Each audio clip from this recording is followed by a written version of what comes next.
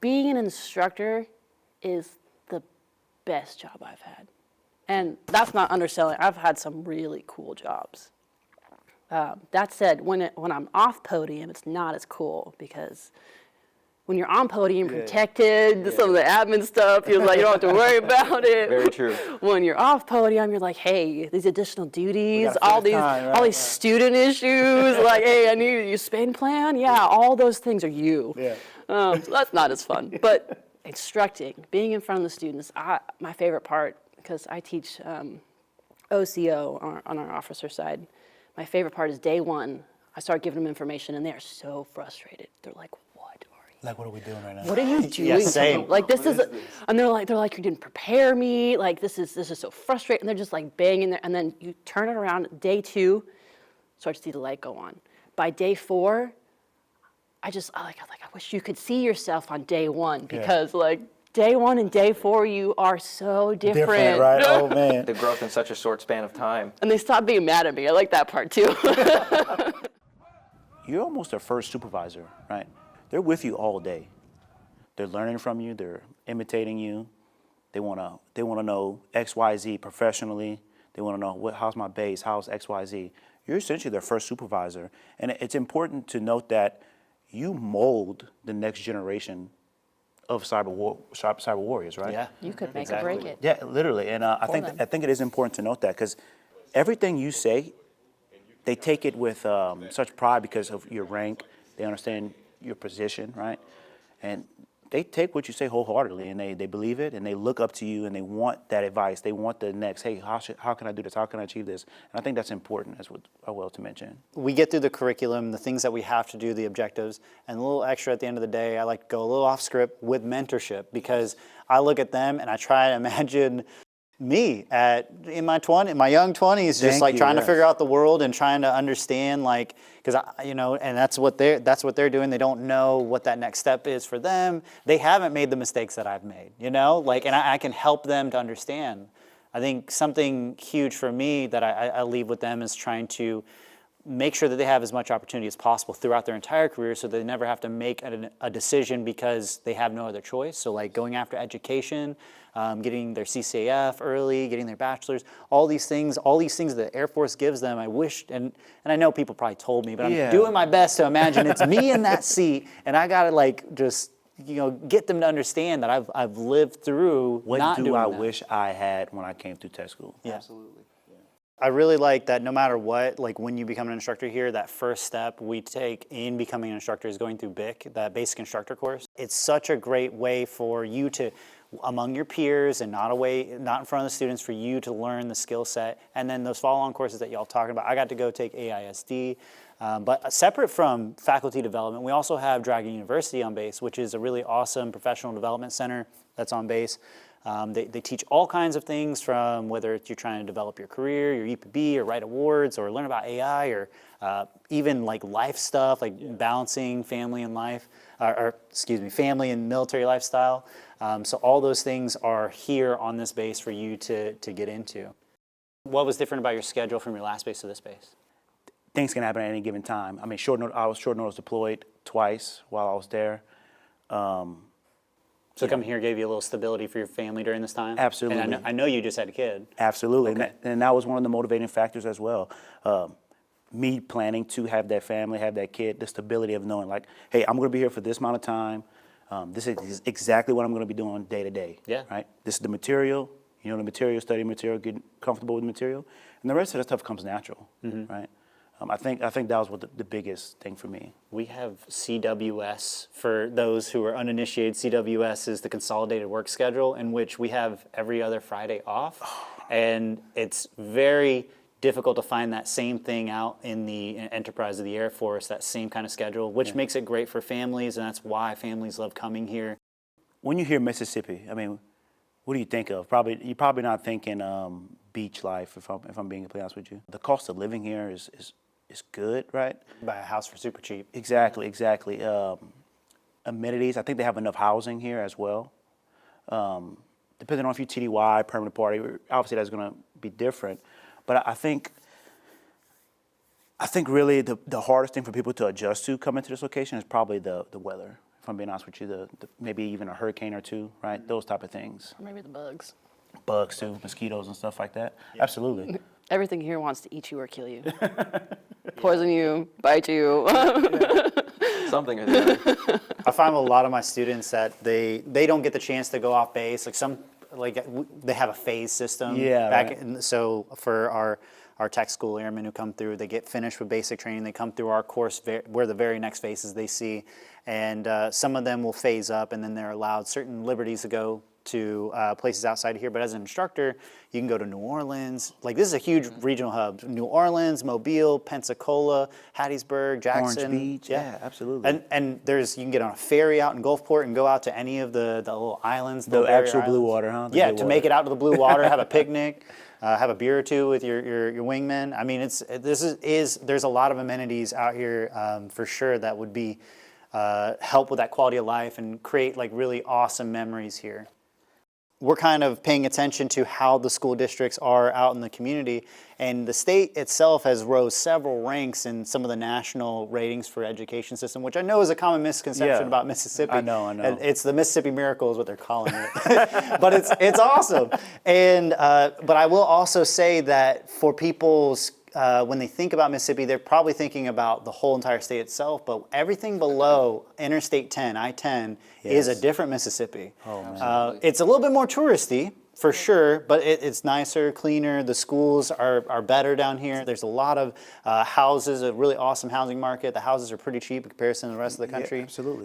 I've been a homeowner. I've been on base, and I've seen both sides. I moved straight into a 19, I think it was around 19, almost 2,000 square foot house, just me and my wife.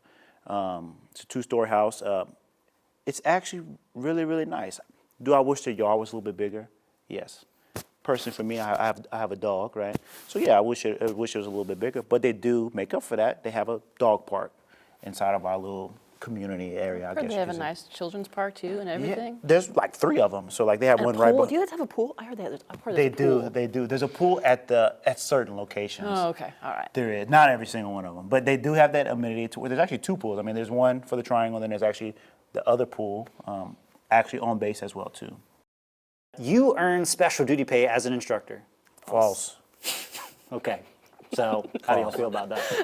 I think that maybe should be a thing? I mean, this is an uncanny discussion. I think so. Yeah. Like I said, I'm their first supervisor, right? I mean, the amount of questions you get in a day, it's like Groundhog's Day, right? It's like, Sergeant That's a Duffy, great this point. base, that base. Can I do this? Where should I go? Should I get this to? Am I allowed to wear this inside? Yeah, it's Graduation day, do I wear blues? we're talking 8 to 9 hours a day. You with them, right? Yes. Absolutely. Yeah. You get a DSD ribbon and credit after completing this tour as an instructor at Keesler. I want to say true. I'm gonna say false. It's true. I'm about to say anything you got to click a button. I feel like you get a ribbon out of it. I mean, that's just my. Oh, general yeah, thing. should be. Well, if you're not going to pay me, give me a ribbon. Yeah. One of the things that we can leverage, apart from like the CompTIA certs, we have some SANS courses that we're leveraging. And the thing is, like, we need to be technically relevant. So that's a big thing. There's a technical professional development you have to do. Then there's also the like faculty development that we leverage through FACD. I think it's just faculty development. Yeah. You have, I don't know what all these stand for, so forgive me, but like elite, idle, technical writer, all those things, those are open. And it's just, if we can support it and you have interest, go do it. I think you've done and a I can couple of them. Yeah, exactly right, ma'am. I've done a couple of those, and I can say like those courses have really enriched not only my style of teaching, but what it means to be an instructor and how to not only instruct but develop the course as a whole. So, just being a brand new second lieutenant, it's been great to absorb all of this new knowledge, even to include SANS courses, which I'm hopefully starting soon and will sharpen my technical skills. But it's been great just flipping over to permanent party and being able to enjoy all of these amenities that the base has to offer. Being able to learn other shred outs, what they do, okay? Meaning you got Alpha Shred, Bravo Shred, Delta Shred, okay? Actually being able to teach those things and learning those things. 'Cause it's all here. It's all here, right? And you can even have the opportunity to go sit into those follow-on schoolhouses and actually learn that stuff in depth, which I've had the opportunity to do. You got to audit a course? Yes, absolutely. What course did you audit? I went through the Bravo Shred. Oh, wow. Yeah. What was that like? It was awesome. It was awesome. And because I'm operational already, right? You already kind of know some of these things because you work with these people, especially in a comm squad and stuff like that. You kind of dealt with these situations, systems already. It's just kind of putting, how I say, terminology to a name and then getting some actual practical experience, that technical experience, that sharpening that you never really had. Now, when you go back to, let's just say, operational, think about all the knowledge you accumulated going to these other schoolhouses. I wrote this question. You're qualified to teach in the high school system after a 3-year tour as a instructor. That is true. I learned that a couple weeks ago. I think we probably at the same location when we learned about this. I'm going to say true. He seems very confident with that. So It is true. it's true if you're teaching a CCAF accredited. Oh, that's what it is. So if I'm not mistaken, the course that y'all teach is not technically CCAF accredited? It is not. It is not. Which is, I mean, in the logistics or administrative side of things, it does change a little bit about how your course is designed and how it has to get vetted. So if it's an AETC or CCAF accredited course, then it has to be kind of accredited and go through that validation, and whereas if it's not, then it doesn't, which makes it more flexible. From my understanding, for y'all to change the course as you seem fit as instructors over there. Yeah. For us, everything is pretty, and I know y'all have to rely on your curriculum development team to push all those changes. And validate, and actually validate it, yeah. So, but for us, we're teaching a CCAF course, accredited course. After 3 years, you get your first. It's supposed to be set up that you get your level 1 in your first year, level 2 in your second year, level 3 in your third year, and you get basically in our schoolhouse 1,000 hours ish each year. And once you get that 3,000 hours and the 3 years, you get that third level. At which point, there are some states where you can go and be a high school teacher. So like Florida is one of that participating in that program, that if you do 3 Yeah. years, you can go be a high It's school probably, teacher. I'm guessing And probably it- these southern states as well. And is it any topic? That's a great question. All right. TBD. I can come back to you on that one. My husband and I, we chose Ocean Springs. We opted to go a little farther out in Ocean Springs because that community, it's so artsy, and it's nice really over it's so like it's a small, tight knit community. You said it like I think you said it was a big small town or something like that. Yeah. Coming from San Antonio, we were like, we need a different pace. Yeah. So Ocean Springs gave us that. Like, we love our neighbors. My husband goes over, he's way chit-chattier than I do. He'll go over and just like say like, oh, hey, Jenny, and just chat. Yeah. No, absolutely. Our neighbors brought us like cookies and brownies. It was amazing. Yeah. So it's your off-duty time. What are your things, what are your favorite family pastimes to do? What do you like to go out and do in the community? Oh, for me, I mean, honestly, sunset, walking either Beach Boulevard, I think that's pretty nice. Or waking up on a Saturday, Sunday. I love the farmers market over there in Ocean Springs, right? That's good.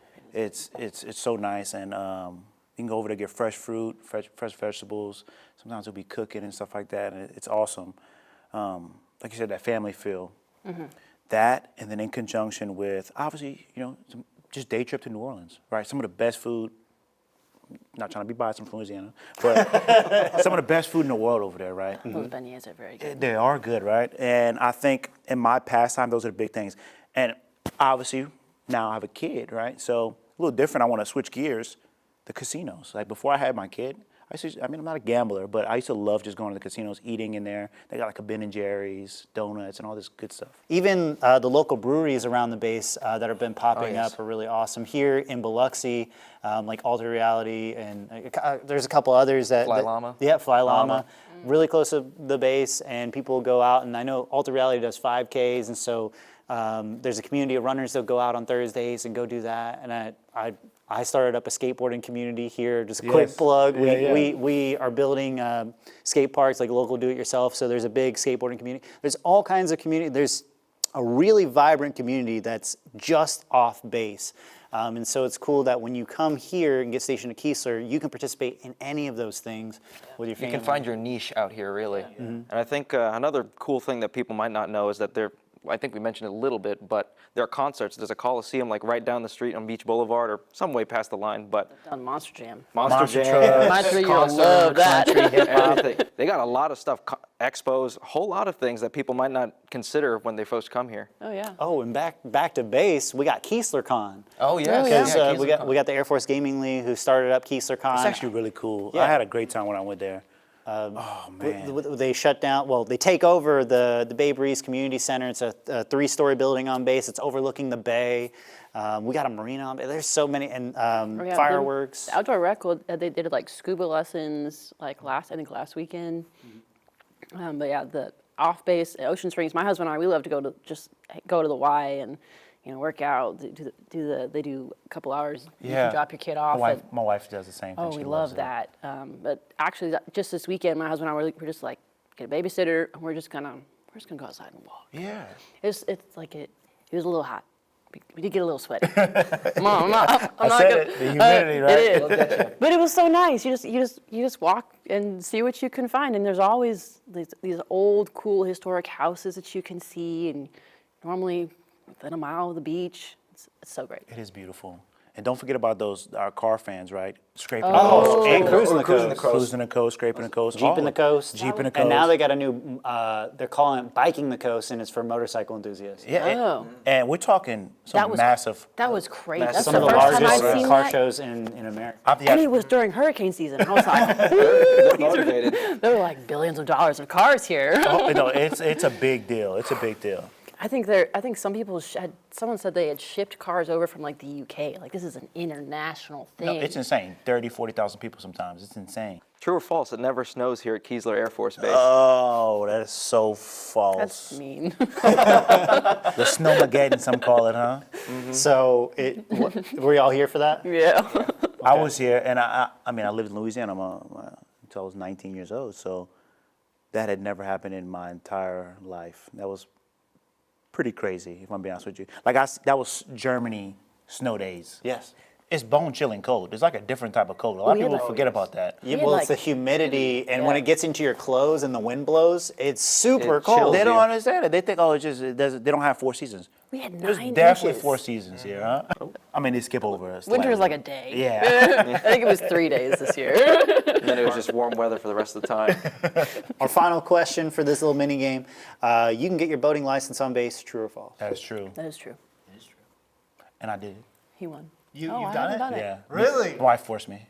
How terrible. No, I mean, I understand what her idea is. A little pontoon boats, have a nice little, maybe a little get out, right? Go fishing. So yes, cool, super cool. They have you do like a little course on base. It's a little course and it's like a 100-question test. Do you have to pay any money? No money.